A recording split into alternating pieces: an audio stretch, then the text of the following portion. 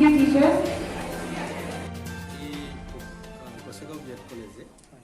এই কলেজৰ প্ৰিন্সিপাল ছাৰে মোলৈ এটা ইনভাইটেশ্যন দিছিলে যে যোৱা 2 তাৰিখ মাৰ্চৰ পৰা যোৱা কালি 8 তাৰিখলৈকে কলেজ চলি আছিলে so today was scheduled for the first reception ceremony then I readily accepted his invitation ja ahi dekhilu this is my maiden visit to B.Ed College Gosegaon ahi dekhilu yet not only B.Ed but also DLED and the degree course is going on ইয়াৰ আহিলে ইমান ভাল পালোঁ ইয়াৰ teacher faculties আৰু এই ষ্টুডেণ্টছবিলাকৰ যে warm এই কথা মোৰ মনত আজি আপ্লুত কৰিলে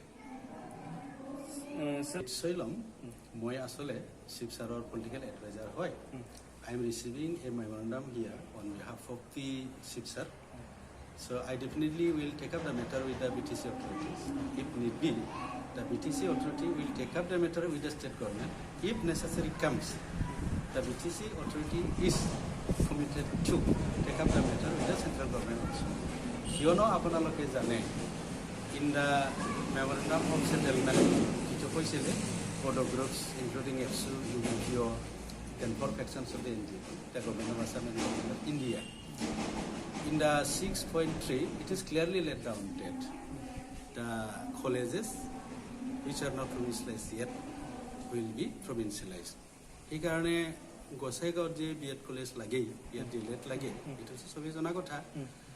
Hikarane not only the 6.3, but all the clauses of the MOS we are going to implement it very very sincerely. Hikarane moi khobu khuju je BTR চুক্তিৰ গোটেইবিলাক দফাৰ ৰূপায়ণ হওক এইটো আমি কামনা কৰোঁ ইয়াৰ কাৰণে আমি দিনে ৰাতি under the leadership of Pramod Boro sir আমি কাম কৰোঁ